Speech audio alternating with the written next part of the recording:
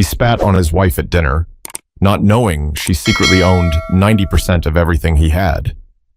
The sound of silverware scraping against plates filled the room, but no one was really eating anymore. You could have cut the tension with the butter knife still resting beside Rachel Monroe's untouched mashed potatoes.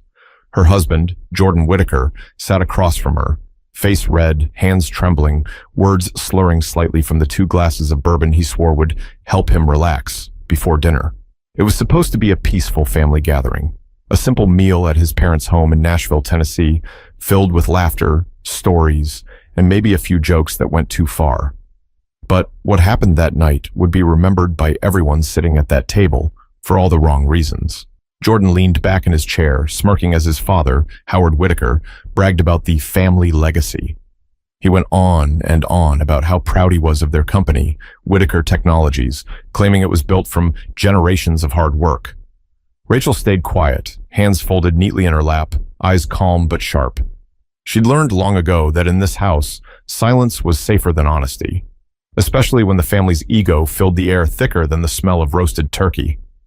"See, Rachel," Howard said, raising his glass toward her, "it's not easy keeping a company alive these days. Takes guts. Takes men who know what they're doing." There it was, the little jab hiding behind a smile, the one she'd heard 100 times before. She smiled back politely. "You're right, Mr. Whitaker. It does take guts. And strategy." Before she could finish, Jordan interrupted with a mocking laugh. "Strategy? Babe, don't act like you know how to run a company. You handle the office decor, not the numbers." The table chuckled, except for Rachel. Her eyes flickered just for a second, but she stayed composed. Inside, though, something began to burn. She'd been the one staying up till 3 a.m. balancing those numbers. She'd been the one negotiating contracts, saving the company from bankruptcy when Jordan's impulsive deals nearly sank it 3 years ago. But he didn't know that, or maybe he just couldn't admit it. His mother, Linda Whitaker, gave a small, satisfied grin and placed her manicured hand over Jordan's. "He's right, dear. You've done wonderfully as a wife. Supporting your husband, that's no small thing." Rachel's jaw tightened, but she forced herself to smile again. "Thank you, Mrs. Whitaker." The conversation rolled on, but the air had shifted. You could feel it, like everyone knew a storm was coming but pretended not to see the clouds forming right above them. Jordan kept drinking. The more he drank, the looser his tongue became. He started talking about how some people get lucky, and how certain folks wouldn't have half what they do without his family's name attached. Every word was a needle. Rachel had always been patient, always calm. But when Jordan brought up her background, how she should be grateful to have been brought into this world of opportunity, the needles turned to knives. Her voice stayed level. "You mean the world I helped build?" The laughter died instantly. His father's fork clinked against his plate. Linda's smile faded. Jordan blinked, clearly caught off guard. "What's that supposed to mean?" he said, his tone sharp, challenging. Rachel leaned forward slightly. "I'm just saying, Jordan, maybe you shouldn't forget who kept things running when everything almost collapsed." He stared at her for a long moment. Then slowly, a sneer crept across his face. "You think you did that? You?" He stood up, his chair scraping loudly against the floor. The room went silent. He pointed his finger at her, shaking his head. "You wouldn't have anything if it weren't for me. Don't you dare act like you made this family what it is." Rachel didn't flinch. "You're right. I didn't make this family, but I did save your company." His lips twitched. He stepped closer. Everyone froze. And then it happened. So fast, no one could stop it. Jordan spat right in her face. Linda gasped. Howard dropped his fork. The only sound left was the echo of Rachel's slow, steady breath. She didn't cry. She didn't yell. She just sat there, wiping her face with her napkin, calm, controlled. The kind of calm that makes everyone else in the room suddenly realize how wrong they are. She looked him dead in the eyes. "You just made the biggest mistake of your life." But no one at that table knew just how right she was. At least, not yet. But before we get to that moment of reckoning, let's go back. Back to the days before that dinner, when the cracks in their marriage started showing in small, quiet ways that no one wanted to admit. 3 days before that disastrous dinner, the Whitaker house in Franklin, Tennessee, looked picture perfect from the outside. A white porch wrapped around the front, flowers trimmed just right, and a black Mercedes gleaming in the driveway. But inside that house, things were breaking in ways no one could see. Rachel sat in her home office, laptop open, glasses sliding down her nose. She was reviewing the latest quarterly numbers for Whitaker Technologies, numbers that looked good. Too good, considering the chaos she'd cleaned up behind the scenes. Jordan had taken a massive risk months earlier, investing in a side project that nearly bled the company dry. But Rachel had quietly pulled it back from the edge, rerouted funds, called in favors, and closed 2 major contracts without taking credit. Her phone buzzed. Jordan again. "Hey, babe," his voice drawled through the speaker. "You ready for dinner with my parents this weekend?" "I'll be ready," she said softly, eyes still on her screen. "You sure about this, though?" "Your mom didn't seem too thrilled last time," he chuckled. "She's just old-fashioned. She'll come around. Besides, you've been doing great at work. This is a good time to show them everything's fine." Rachel looked up from the laptop. "Everything's fine," she repeated. "Jordan, we haven't been fine in months." There was silence on the line, then a scoff. "You're being dramatic. We're fine. You're just stressed." She took a slow breath. "I'm not stressed. I'm tired, Jordan. I'm tired of pretending like we're equals when you treat me like I'm just your assistant." He didn't respond right away. When he finally spoke, his tone was flat. "You're my wife, Rachel. Don't make this about ego." She almost laughed. "My ego? You mean the one I used to fix your business problems?" He hung up. That was how most of their arguments ended lately, with silence. The kind of silence that seeps into everything, turning the air heavy. Later that night, Rachel sat on the back porch, listening to the distant sounds of cars on the highway.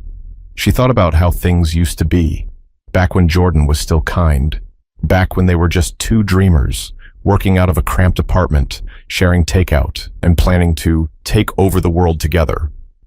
But success changed him, or maybe it revealed him. When the company started making money, Jordan became someone else, louder, prouder, and crueler. He'd interrupt her during meetings, take credit for her strategies, and remind her in subtle ways that it was his family's company. The next morning, she got a call from Thomas Reed, the company's CFO, and one of the few people who truly respected her. "Rachel, we need to talk," he said. "Jordan's been talking to investors behind your back again. He's trying to restructure the board." Her stomach tightened. "Restructure how?" "By moving your voting rights under his name." Rachel leaned back in her chair, exhaling slowly. "He can't do that," she said. "Not legally." "I know. But he doesn't think you'll fight back. He's assuming you'll stay quiet like always." She didn't respond for a moment. She looked out the window, watching the wind stir the trees. "Thanks, Tom. I'll handle it." She hung up, grabbed her bag, and walked straight into the office that morning. The receptionist greeted her with a nervous smile. Everyone knew Rachel was the one who actually ran things, but Jordan liked to act like she was helping out. He'd even changed her title on the website from CEO to operations consultant, saying it sounded friendlier. As she walked past his office, she heard laughter. Jordan was on speakerphone with one of his buddies. "Nah, man, she's got her name on the paperwork, but come on. You think I'd let my wife run my company? Please." Her steps slowed. Her throat felt tight, but her voice stayed calm when she said, "Good morning, Jordan." He turned, startled. "Hey, babe." "I was just talking business?" she said, eyebrows raised. He grinned, clearly embarrassed. "Yeah, just some harmless jokes." Rachel smiled faintly. "Right, harmless." She walked into her own office, closed the door, and stared at the framed certificates on her wall. Proof of her degrees, her credentials, her years of experience. She'd earned everything she had. She'd built it with her own hands. But in this marriage, she was treated like decoration. She knew then that the dinner that weekend wouldn't just be another awkward family meal. It would be a test of patience, of restraint, of self-worth. And deep down, she also knew, if things went wrong this time, she wouldn't keep pretending. But before that fateful evening, Rachel still had to walk into the lion's den, the Whitaker family home, where politeness was just another way of hiding judgment. Saturday evening came faster than Rachel expected. The November air in Franklin, Tennessee had that dry chill that seeps into your skin, the kind that makes even polite smiles feel frozen. As Jordan drove, he kept drumming his fingers against the steering wheel, nervous, impatient. He hadn't said much all day, just short comments and sighs between phone calls. Rachel stared out the passenger window, her reflection faintly visible in the glass. Her hair was neatly styled, her makeup subtle, her dress, a simple navy blue, professional yet soft. She'd chosen it carefully, hoping it would make her look approachable, as Jordan's mother once suggested. The irony wasn't lost on her. When they pulled up to the Whitaker estate, the house looked like something out of a lifestyle magazine. Brick exterior, long driveway lined with oak trees, a porch lit with warm yellow lights. It looked inviting, but Rachel knew better. The house had never really felt welcoming. Jordan parked and adjusted his tie. "All right," he said, glancing at her. "Let's just keep tonight light, okay? No business talk, no tension, just family." Rachel tilted her head. "No tension? You sure you can manage that?" He gave her a quick look. "Don't start, Rachel. Please. Not tonight." She didn't reply. She just took a deep breath, stepped out of the car, and followed him up the walkway. Linda Whitaker opened the door before they even reached the porch. "Oh, you're here," she said, her tone flat, but pretending to be cheerful. "Jordan, sweetheart, come in. Rachel. Hi." Rachel smiled politely. "It's nice to see you, Mrs. Whitaker." Linda gave a short nod, her eyes scanning Rachel from head to toe, the way some people do when they're looking for flaws they can't quite find.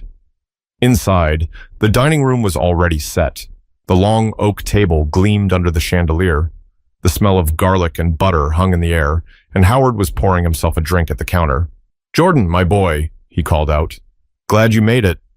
"Traffic wasn't too bad?" Jordan grinned, walking over to shake his father's hand. "Not at all." "Good to see you, Dad." Then Howard turned to Rachel, his expression cooling just a bit. "And Rachel, always good to have you." She smiled again. "Thank you, Mr. Whitaker." The same dance every time, greetings laced with politeness sharp enough to cut glass. They sat down for appetizers. Jordan's sister Kara joined them, loud, opinionated, always ready to poke fun at Rachel. "So," Kara said, swirling her wine, "I saw the company's new campaign." "Real nice. You had anything to do with that, Rachel?" Rachel looked up, unbothered. "Yes, actually." "My team led the rebrand," Kara smirked. "Oh, so you're still working there? I thought you might have taken a step back after, well, all that drama last quarter." The drama she was referring to was Jordan's failed product launch, the one Rachel had quietly cleaned up. Jordan cleared his throat. "Yeah, we had a hiccup, but it's all under control." Howard chimed in, his voice heavy with authority. "Son, maybe next time you should run those numbers by me before jumping in." Could have saved yourself a mess. Rachel felt her stomach tighten. She knew Howard had no idea that she was the one who'd actually fixed that mess. She took a sip of water and decided to let it go, at least for now. The conversation shifted to politics, vacations, and family gossip. Rachel smiled when appropriate, laughed when it felt necessary, and counted the minutes in her head. But as dessert was brought out, the tone began to shift. Howard started asking about profits. Kara asked about diversity initiatives. And Linda, as always, found a way to bring up Rachel's background in a way that sounded innocent, but wasn't. "So, Rachel," Linda said, cutting into her pie, "remind me again, where did you say your family's from?" Rachel put down her fork. "Atlanta." Linda nodded slowly. Right. Not too many business owners from there, are there?" Jordan shifted in his seat but didn't say a word. Rachel smiled thinly. "There are plenty, actually. You just have to look." Kara laughed lightly. "Oh, come on, Rachel. Mom didn't mean it like that." "I'm sure she didn't," Rachel said, her tone calm, but sharp enough to end the moment. The table fell quiet again. You could almost hear the sound of Linda forcing a smile. Howard cleared his throat. "Anyway, Jordan tells us you two are thinking about expanding the company next quarter. Big plans ahead, huh?" Jordan nodded, glancing at Rachel. "Yeah, I'm leading that. Got a few meetings lined up already." Rachel blinked slowly. "You're leading it?" He shot her a look. "Well, yeah. I mean, that's kind of my lane." Rachel didn't reply, but inside, something cracked again. It was small, like a thin line in glass, but she could feel it spreading. She smiled politely and turned to Linda. "Dinner's lovely, by the way." Linda brightened immediately. "Thank you, dear. I'm glad someone appreciates it." The rest of the meal went on in small talk and forced laughter. Everyone was pretending things were normal, but the energy around that table said otherwise. But tension like that doesn't just disappear, it festers. And before the night was over, every quiet insult and fake smile would come crashing down in the ugliest way possible. The main course was served: roast beef, garlic potatoes, glazed carrots, the works. On the surface, it looked like a picture-perfect family meal, but beneath the small talk and the clinking of glasses, tension was winding tighter with every passing minute. Rachel tried to focus on her plate, on cutting small pieces of beef she didn't actually want to eat. Jordan, sitting beside her, had already poured himself another drink. It was only his third, but she knew how fast that number usually climbed. Howard raised his glass. "To family," he said with a proud grin. "To hard work, to legacy, and to keeping the Whitaker name alive." Everyone raised their glasses except Rachel. She hesitated for half a second before following suit. She noticed Kara's smirk at the corner of the table. Linda leaned forward, her voice sweet but calculated. "And to Jordan, who's been working tirelessly to keep the company thriving. You've done so much for all of us." Rachel's eyes flickered toward her husband. He didn't even look in her direction. She smiled faintly. "Yes, he's done a lot." Kara jumped in. "I mean, the stress he's under, I don't know how he manages." "Right, Rachel? He's the face of the company, after all." Rachel's knife stopped mid-cut. She set it down carefully. "The face, yes," she said softly, "but faces don't always do the work." Kara's eyebrows lifted. "Meaning?" Rachel met her gaze evenly. "Meaning leadership is about more than showing up to shake hands." Howard chuckled. "Well, that's true, but you can't deny Jordan's been holding it down. I mean, he's a natural-born leader. It runs in his blood." Rachel's lips curved slightly, though not in amusement. "Blood doesn't make you a leader, Mr. Whitaker." "Decisions do," Jordan turned to her, already defensive. "Rachel, come on, don't start." She looked at him calmly. "I'm not starting anything, Jordan. Just answering a question." The air tightened. Linda shifted uncomfortably. "You know, dear," she began, "it's important to know your place in a family business. Sometimes the best thing we can do is support from the sidelines." Rachel folded her napkin neatly on her lap. "I appreciate that, Mrs. Whitaker. Though I prefer boardrooms to sidelines." Kara nearly choked on her drink. "Boardrooms? That's cute." Rachel tilted her head. "Cute?" "Yeah," Kara said, laughing lightly. "I mean, it's great that you're involved and all, but come on. This is the Whitaker family company. You're just..." She paused, choosing her words carefully. "Part of the support team, right?" Jordan didn't say a word. He stared at his plate, avoiding eye contact. Rachel's smile didn't waver. "That's one way to look at it." Linda reached for the gravy boat, as if trying to move past the moment. "Well, we're just grateful for your help, Rachel." It's so rare to find someone so dedicated to their husband's vision. Rachel's voice was quiet but firm. "You mean our vision?"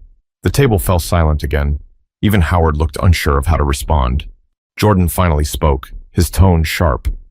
"Rachel, they're just being polite. Don't twist everything into some kind of fight." "I'm not fighting," she said, meeting his eyes. "I'm just clarifying." He scoffed and leaned back in his chair. "You always have to have the last word, don't you?" She didn't answer. She just looked at him, the kind of look that said she'd already seen the ending before the story even began. Howard cleared his throat again, clearly uncomfortable. "All right, let's not ruin dinner. We've had enough drama this year," but Kara wasn't done. "Speaking of drama," she said, smirking, "I heard there was some kind of shakeup at the company. Something about Jordan almost losing a major client?" Jordan stiffened. "It was handled." Rachel's voice was calm. "Yes, I handled it." Kara blinked. "Oh, you did?" Rachel nodded. "Yes, the client wanted transparency and accountability, so I gave them both. It's amazing what happens when people feel respected." Howard frowned. "Wait, you handled it?" "I thought Jordan said he closed that deal." Rachel's eyes didn't leave her plate. "He signed the contract." "I just made sure there was still a contract to sign." Jordan slammed his fork down. Rachel, that's enough. She looked up, unbothered. Enough of what? The truth. His voice rose. You're embarrassing me. Then maybe stop doing things worth being embarrassed about, she replied, steady as a heartbeat. The room went still. Kara's smirk disappeared. Linda's face turned pale.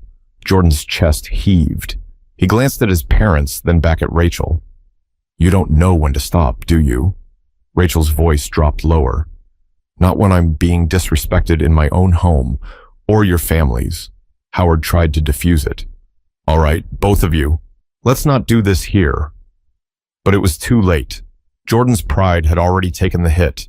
He glared at Rachel, then took a long drink of bourbon, as if swallowing his rage would somehow make it disappear. Rachel stayed quiet. Her face was calm, her hands still, but inside she felt something click into place. A line had been crossed, but pride has a way of turning small cracks into earthquakes, and Jordan's next move would shake that table to its core. It started small, just another sarcastic comment, the kind that usually rolled off Rachel's back. But this time, something in Jordan's tone cut deeper. See, that's your problem, Rachel, he said, leaning back in his chair, his voice thick from the bourbon. You always think you're smarter than everyone else. Rachel's fork paused halfway to her mouth. No, she said quietly. I just don't like pretending. He laughed, but there was no humor in it. Pretending? Pretending about what? Howard and Linda exchanged worried looks. Kara leaned forward, eager for drama. About this marriage, Rachel said evenly. About this family. About this company, Jordan's face darkened. You've lost your mind, he snapped. This family took you in. My parents treated you like one of their own. Rachel turned her gaze toward Linda and Howard. Did they? She asked, not raising her voice. Because I can't remember a single dinner where I wasn't reminded I didn't belong here. Linda gasped softly. Rachel, that's not fair. It's honest, Rachel interrupted. You don't have to like it, but it's true. Jordan slammed his hand on the table, silverware rattling. Watch your tone. Her expression didn't change. Or what, Jordan? He pointed at her. You're crossing the line. I crossed the line? She said, her tone still calm. After you sat here and let your family talk to me like I was some charity case? His face twisted. Don't turn this on me. Rachel tilted her head slightly. Why not? It's the truth. You married me because I made you look good, because you wanted to prove to your family that you could be different. But deep down, you're just like them, comfortable as long as I stay beneath you. The words hit him hard. His jaw clenched, his nostrils flared. The room felt smaller, heavier. Kara tried to laugh it off. Okay, wow, maybe we should all take a breath. Shut up, Kara, Jordan barked, startling everyone. Then he turned back to Rachel, voice rising. You think you built something? You didn't build anything. You wouldn't even have a name if it weren't for me. Rachel's tone never broke. You mean the name I kept out of bankruptcy twice? That was it. Jordan's control snapped. He pushed his chair back and stood, looming over her. Don't disrespect me in my parents' house, he growled. Rachel met his eyes without flinching. Then don't disrespect me in yours. He was breathing hard now, chest heaving, eyes wild. You think you're untouchable, huh? You think just because you have a fancy degree, you can talk down to me? I don't talk down to you, she said softly. You just don't like hearing the truth. He shook his head, muttering, unbelievable. And then, before anyone could move, before anyone even processed what was happening, he spat.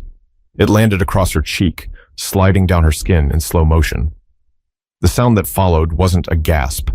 It was silence. Heavy. Electric. Linda's hand flew to her mouth. Kara froze. Even Howard, who had seen his share of ugly moments, looked horrified. Rachel didn't move at first. She just blinked once, slowly, as if her brain needed a moment to catch up to what had just happened. Then she reached for her napkin, wiped her face with quiet precision, and laid it neatly beside her plate. She didn't yell. She didn't cry. She just looked up at him with eyes so steady it made him flinch. Are you done? She asked. Jordan took a half step back, realizing too late how far he'd gone. Rachel, She stood, smoothing her dress, her movements controlled and deliberate. You're not sorry, she said. You're embarrassed. There's a difference.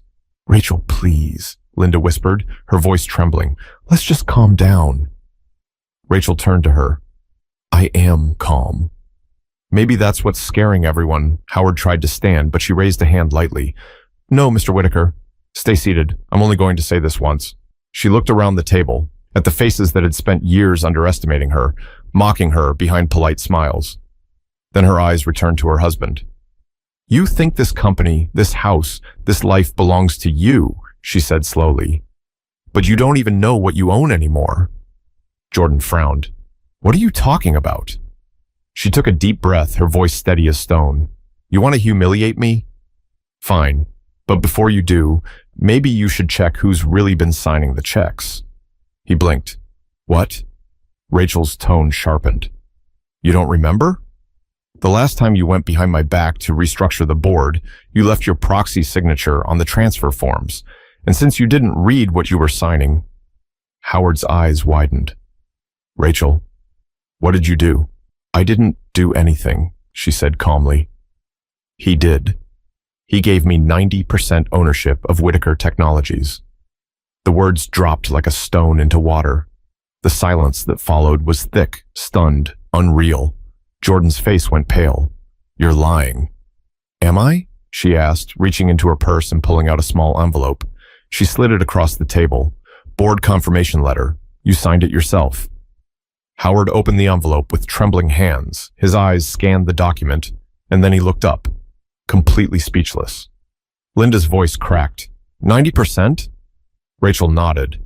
Every dollar you make, every contract you brag about, every car in your garage, it all traces back to me. Jordan's mouth opened, but no words came out. Rachel stepped back from the table, her voice low and even. You spit on me to prove you were in control. Now you know what control really looks like. She turned and walked toward the door. No yelling, no scene, just quiet power in motion. At the door, she paused and looked over her shoulder. You wanted to make me feel small, but you just made yourself disappear. And with that, she walked out into the night, leaving the house, the company, and their broken pride behind her. But the story didn't end there, because sometimes the silence after the storm is when the real damage finally sinks in. And that was only beginning to happen for the Whitaker family. The drive back home was silent, not because Rachel didn't have words, but because she'd spent years using them. And now they no longer mattered. Some things didn't need noise. Some victories were meant to echo in silence. She parked her car in front of her house, sat there for a long moment, and finally exhaled. Her reflection stared back at her in the window, composed, steady, unshaken. She wasn't broken, not even close. She was free. Back at the Whitaker home, chaos had taken her place. Jordan sat at the head of the table, pale and speechless, staring at the contract his father still held. Linda paced near the counter, whispering to herself, and Howard just sat there, gripping the paper like it might catch fire. Kara finally broke the silence. Is that real? Howard nodded slowly. It's her signature. And yours, Jordan rubbed his forehead. No. That's impossible. She can't. She wouldn't. Linda's voice shook. She did. You gave her control. You signed it. Jordan's hands trembled. She tricked me. Howard slammed his palm on the table. She didn't trick you, son. You tricked yourself. You've been walking around like you own everything, but you didn't even read your own paperwork. Kara muttered under her breath. Guess she's not just decoration after all. Linda shot her a look, but even she couldn't hide the sting of truth in that statement. Jordan stood abruptly, knocking over his chair. I'm going to fix this. I'll call the board first thing Monday. Howard leaned back, shaking his head. You can't fix arrogance with a phone call. Meanwhile, across town, Rachel was sitting in her office again. The soft light from her desk lamp fell across stacks of documents, real ones, signed and sealed, proof of everything she'd built, everything she'd earned. Her phone buzzed. It was Thomas Reed, her CFO. He didn't even wait for her to say hello. Rachel, I just got word. The Whitakers found out? Yes, she said. Tonight. He whistled softly. How'd it go? She smiled faintly. As expected. Loud, then quiet. Thomas laughed under his breath. You sure you're all right? I'm fine, she said. It's strange. I thought I'd feel angry or relieved, but I just feel done. There was a pause. Then he said, "You did what you had to do." "I did what he forced me to," she replied. "I warned him. I gave him chances. But you can't teach respect to someone who confuses power with ownership." Thomas's voice softened. "What now?" Rachel leaned back, staring out the window. "Now I run my company. My way. Without apologies." The next morning, she woke early, went for a run, and brewed her coffee. It was the first time in months she didn't feel the weight of walking on eggshells. She checked her phone. 3 missed calls from Jordan, 1 from his mother, and a string of messages, all variations of "we need to talk." She ignored them. By noon, she was in the boardroom. Her board members stood as she entered. Most had known the truth for months, but now the secrecy was over. "Good morning," she said, her voice carrying the calm authority of someone who no longer needed to prove herself. "As of today, there will be some leadership adjustments." The meeting lasted an hour. By the end, every decision Jordan had made without her was reversed. His name was officially removed from the leadership roster. The company's official documents now listed her, Rachel Monroe Whitaker, as sole executive owner and CEO. Afterward, Thomas approached her. "You want me to prepare a press statement?" Rachel nodded. "Keep it factual. No drama. The company deserves transparency, not gossip." He smiled. "Understood." Later that evening, she received a knock at her door. She opened it to find Jordan standing there, his once confident expression now replaced with desperation. "Rachel," he started, his voice low. "Please, can we talk?" She stepped aside. 5 minutes. He walked in slowly, glancing around at the house he hadn't seen in weeks. "I messed up," he said. "I don't even know what to say." Rachel folded her arms. "Then maybe just start with why." He swallowed hard. "I was scared, okay? You were doing better than me, and it made me feel like I was losing control. I thought if I kept you small, I'd feel big again." She looked at him, eyes soft but distant. "You didn't want a wife, Jordan. You wanted a mirror, something to reflect back what you thought you were worth." He nodded slowly, eyes glistening. "You're right. I don't deserve you." She sighed, stepping closer, not out of pity, but closure. "No, you don't. But I hope you learned something from this." He opened his mouth, but she stopped him. "You didn't lose me because I stopped loving you. You lost me because I started loving myself more." For a long moment, they stood there in silence. Then she walked him to the door. As he left, he turned back one last time. "Rachel, what are you going to do now?" She smiled faintly. "The same thing I've always done, build." And when the door closed behind him, it wasn't anger she felt. It was peace. The kind that only comes when you finally stop waiting for people to value what they'll never understand. But while Rachel had found her peace, the Whitaker family was still learning the hard way that the truth doesn't just change people, it exposes them. 2 days after the dinner, the Whitaker home didn't feel like a home anymore. The long dining table, once polished to perfection, still had the faint outline of spilled bourbon and untouched plates. The silence in that house had weight now, like a reminder that words, once spoken, could never be unsaid. Jordan sat on the back porch, staring into his untouched coffee. He hadn't gone into work. He couldn't. Every time he looked in the mirror, he saw a man he didn't recognize. A man who'd spat on the only person who ever believed in him. Howard joined him, lowering himself slowly into the chair beside his son. "You've made a mess, Jordan," he said quietly. Jordan didn't look up. "I know. You embarrassed yourself. You embarrassed this family. But worst of all, you disrespected the one person who kept our name alive." Jordan rubbed his forehead, shaking his head. "She's not coming back, is she?" Howard sighed. "Would you? After what you did?" There was no answer to that. Inside, Linda sat at the kitchen table, phone in hand. She'd been scrolling through Rachel's name for hours, trying to find the courage to call. When she finally pressed dial, it went straight to voicemail. Her voice trembled as she spoke. "Rachel, it's Linda.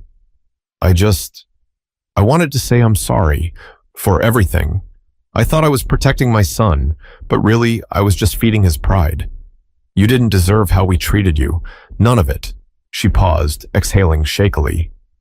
"If you ever want to talk, or if there's anything I can do, well, I understand if you don't."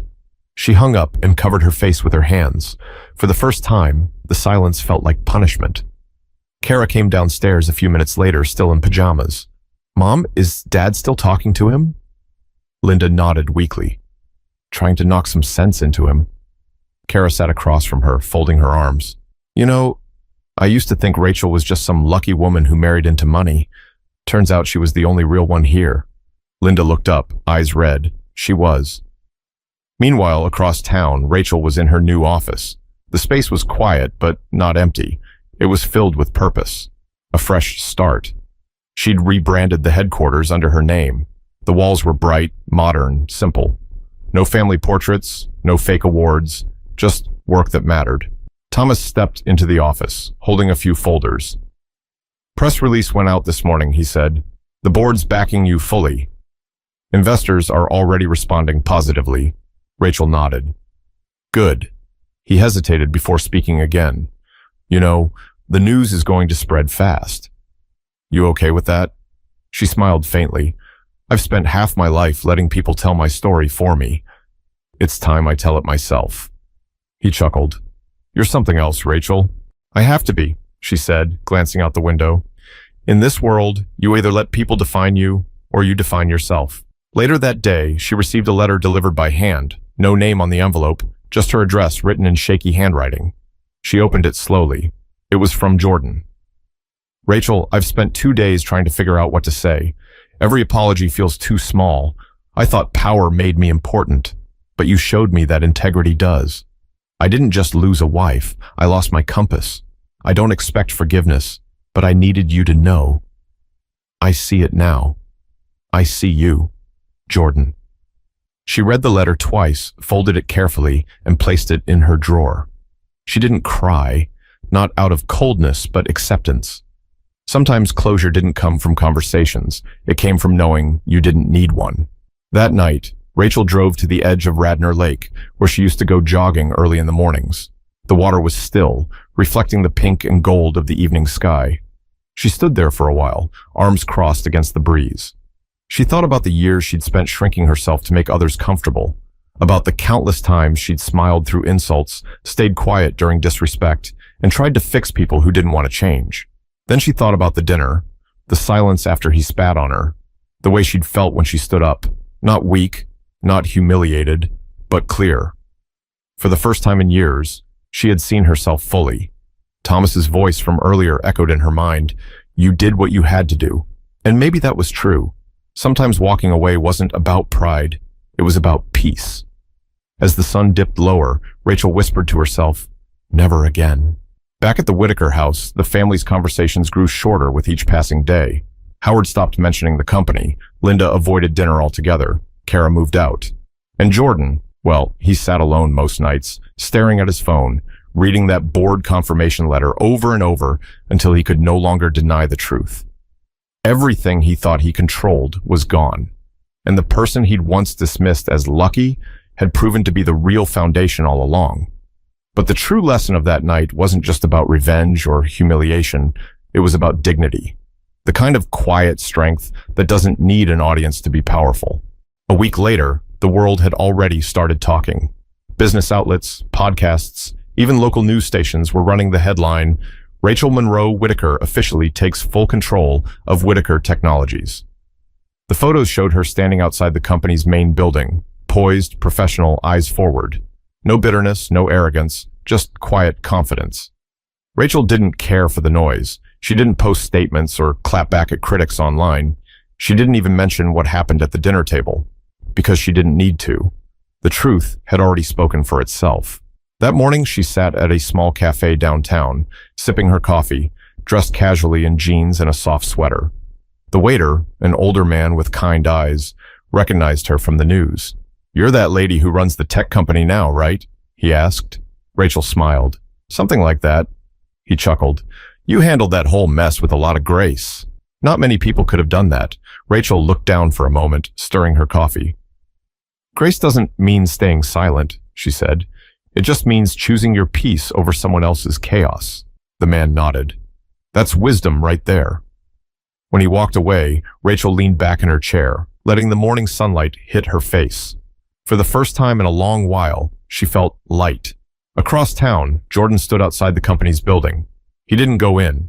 He just stood there, watching through the glass as employees passed by, smiling, talking, working under Rachel's leadership. He'd thought about calling her again, but every time he reached for his phone, he stopped himself. Maybe the best apology wasn't another message. It was changing. Inside, Rachel was in a meeting with the marketing team. Her tone was firm but encouraging. She wasn't just running a company anymore. She was building a culture, one built on accountability, not ego. When the meeting ended, she gathered her notes and looked around the room. It was diverse, energetic, full of new voices that had once been overlooked. She smiled. "Let's build something that lasts," she said. Later that afternoon, she received an email from a young woman named Amira Jones, one of the company's interns. It read, "Miss Monroe, I just wanted to say thank you for how you carry yourself. Watching you handle everything with so much strength made me realize that being calm doesn't mean being weak. I hope one day I can be even half as composed as you were." Rachel sat quietly for a moment after reading it, a faint smile touching her lips. That was it. That was the reason she'd endured everything she did. Not for recognition, not for revenge, but so that someone else could see it was possible to walk through fire and come out cleaner, not burned. That evening, she returned to Radnor Lake, the same place she'd gone a few nights earlier. The water glistened again under the fading sun. She stood there, feeling the wind against her skin, the kind that carried both endings and beginnings. She thought about the word revenge, how tempting it could be, how easy it was to imagine her story as one of payback. But that wasn't what this was about. Rachel had chosen something harder, restraint, dignity, strength in silence. Because the truth was, revenge only satisfies for a moment. Dignity lasts forever. She whispered softly, as if speaking to her younger self, "You don't have to fight to prove you're strong. Sometimes walking away is the loudest thing you can do." As she walked back to her car, the air felt different, lighter, cleaner. Her phone buzzed with new notifications, but she didn't check them. For once, the world could wait. At the same time, back in the Whitaker household, Howard was reading the morning newspaper. The headline about Rachel stared him in the face. He sighed, then said quietly, "She did it right." Linda, sitting across from him, nodded. She did what none of us had the courage to do. Jordan, standing by the doorway, heard every word. He didn't say anything. He just turned and walked away. Not out of anger this time, but humility. The kind that comes when you finally see yourself clearly. The story wasn't one of triumph over enemies or corporate power. It was something deeper. A woman reclaiming her worth, not through shouting or revenge, but through quiet conviction. Because real strength isn't about proving people wrong. It's about never letting them convince you that you were wrong for being who you are. Rachel's voice echoed in her head as she drove home that night, steady, sure, complete. She had built her own peace, her own legacy, and her own name. And for the first time in her life, that was more than enough. Never let anyone make you feel small in spaces you helped build. When people try to take your worth, don't waste your energy fighting for their approval. Walk in your truth. Respect yourself enough to leave the table where love, honor, and equality are no longer served. Because dignity isn't loud, it's steady. It doesn't shout. It simply stands, and the world learns to listen.